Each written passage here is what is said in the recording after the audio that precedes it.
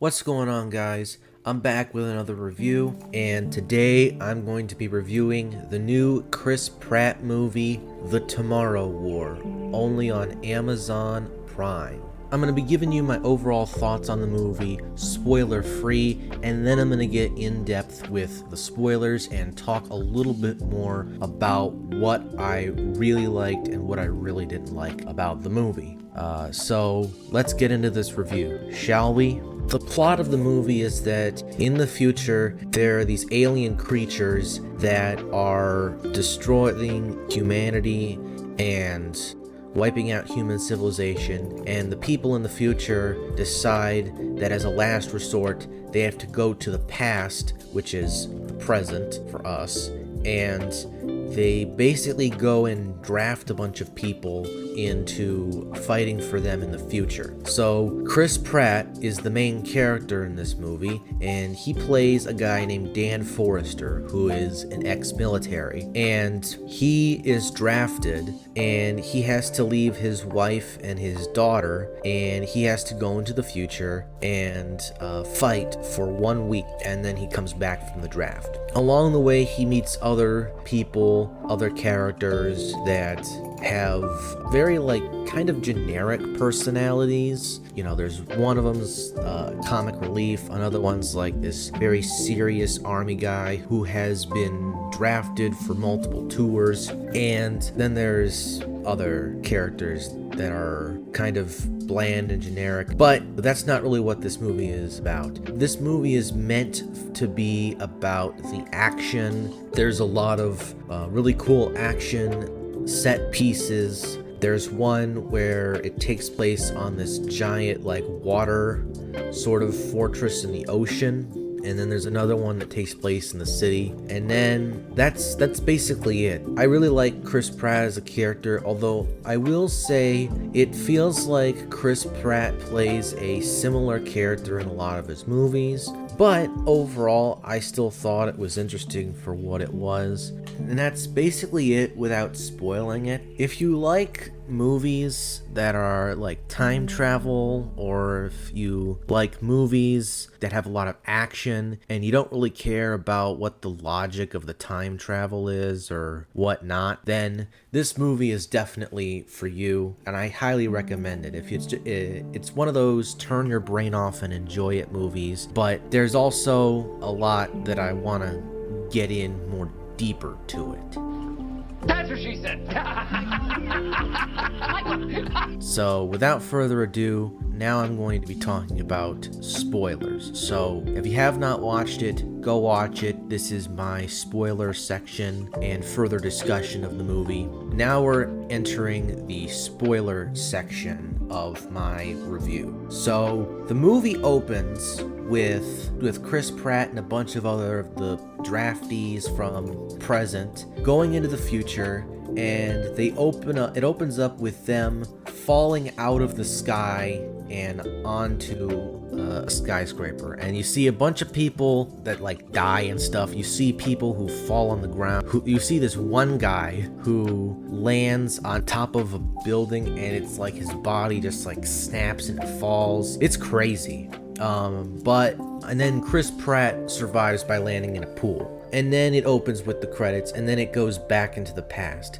So it opens with Chris Pratt, and he's there at a Christmas party with his wife and his daughter, and they're watching a soccer game on TV, and they see this giant portal opening up in the stadium, and a bunch of people from the future come out. A bunch of soldiers come out of the portal, and they tell everyone, we're from the future. 30 years from now, there's this big war that happens, and our enemy is not human, and we need you to help us. And so then it cuts to 12 months later, and since then, Chris Pratt is working as a school teacher teaching a science class, and he gets a notification on his phone that he is drafted. He goes to some military site where they ask him a bunch of questions. They put him in a chair, and then they put him they put his arm in this like machine, and they like bolt this device onto his arm that will allow him to jump to and from the future war. And during this scene, they also tell him when he dies, which he dies in like 2030, so that would be like 7 years from then. And at this point in the story, it's 2023. So after he is drafted into the future war, he then goes to his dad, played by J.K. Simmons. And his dad is like the kind of guy who wasn't really there for him as a kid. And you talk about how like during the Vietnam War, or when he came back from Vietnam, he wasn't the same man as he was before, and he became crazy and he decided to leave for Dan or something like that. I forgot. But Dan goes to his dad because he wants to dodge the draft, and J.K. Simmons knows how to dodge the draft, or he knows something about how he's able to like use something to like tamper with his wrist thing. But then they get into a fight, and then Dan just leaves, and J.K. Simmons is just there, and you don't see him until later in the movie. Then he has to go and tell his family that he's been drafted, and he has to say goodbye to them. So then he goes to another military facility where he receives training with a bunch of other people, and then he's in a room where they're explaining how time travel works. So in this movie, time travel works differently than in other movies. So in this movie, the time machines that they use only allow people to travel from one point in time to another point in time. So if you're in the 2050s and you want to travel back in time, you can only travel back to one point in time. You can only travel back in time to 30 years in the future. You can't just go back at different points in time simultaneously or at different times, whatever. The point is that it only works one way. It does not work by, just a simple, setting your destination in time, boop, you're there. No, it's different. They explain it, the analogy that they give is like if you have a raft, two rafts on a river, and you can only jump to one back and forth at the same time. So that, I think, was an interesting spin on the time travel logic. And so they go to the future, and when they are in the time portal, because they go into this room and they get sucked into this big time portal, something happens with the time portal and it malfunctions, and everyone is teleported or sent like miles into the air in the future. And you see everybody starts falling from the sky, and you see some people like fall to the ground and die. Other people fall in the pool, including Chris Pratt. And so at this point in the future, they go to some city, which I think I forget what the city was. Maybe I'll put some text on screen or something, I don't know. But they're in this big city, and Chris Pratt makes contact with one of the other sort of commanders or corporals of the human resistance in the future. And she tells Dan that she has a team of people that is trapped in a science lab somewhere that they need to go and find. So they go into the science lab, they look for them, and they basically find them all dead. So then she instructs Dan to look for a bunch of different serums or something in a science lab. So then they get the serum in the science lab, and then they are told that they're gonna have bombers come and drop bombs on the city to kill some of the creatures. So we then get a cool action sequence where everybody's going down a stairway, and they get attacked by the creatures, which are called the white spikes. And I think the design of the creatures is pretty cool. They're very terrifying, and they are definitely something that you would not want to encounter alone. They are very intimidating, and although the CGI isn't perfect, it's good enough for what they are. And so I thought the design of the creatures was excellent. So then there's a sequence. Some of them get killed off.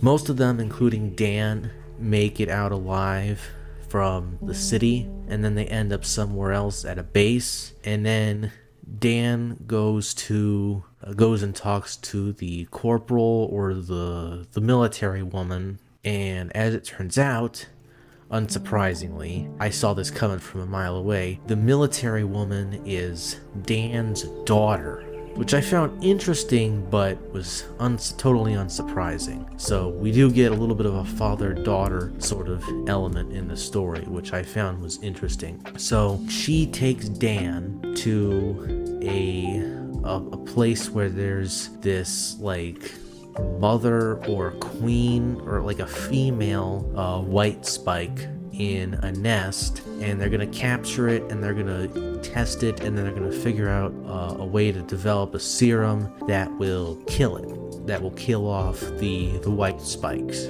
So what they end up doing is she takes him with a team down to the white spike nest. After a short fight scene, they manage to capture it, and then there's like a little chase scene where all the white spikes are chasing after the female and Dan and his daughter, and then they eventually get away from them. And then there's a short little scene between Dan and his older daughter on the beach where they talk, and she basically talks about how Dan kind of left them, and eventually he died in a car crash, and she never really got to say goodbye to him properly. So it was, there was like a small heart-to-heart moment there. Then they go back to the base. Well, they go to a new base this time. This time it's an ocean base, and here they're able to develop a serum that is able to kill the white spikes. But right when they finally are able to create it, the base gets attacked by white spikes. And so you see all of them are like on the water, and they can like fly too, because they like go and attack helicopters and stuff.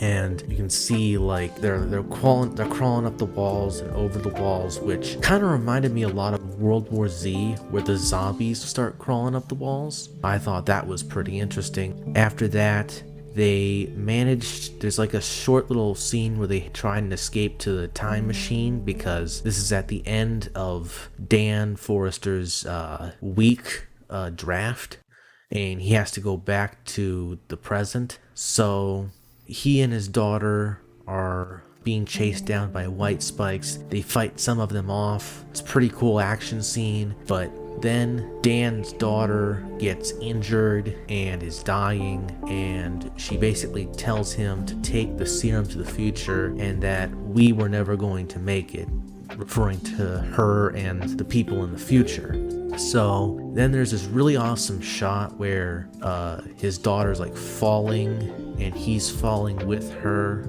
and then right as he's about to like maybe grab onto her hand or whatever, as they're falling, he is teleported to the future, and in the future he brings the serum back with him. So then he starts to kind of show signs of PTSD or whatever, and at first it looks like he might be going down the path that his daughter said he would go on, but things take a turn for a more interesting twist, and basically he and his wife talk about sort of where the monsters came from or whatever, and long story short, he ends up going to one of his students in his science class who is really into like volcanoes, and he basically asks this kid what the polar ice caps are gonna melt or something. There's like this whole conversation where they talk about like the volcanic ash and how some of the white spikes have like volcanic ash on them, and how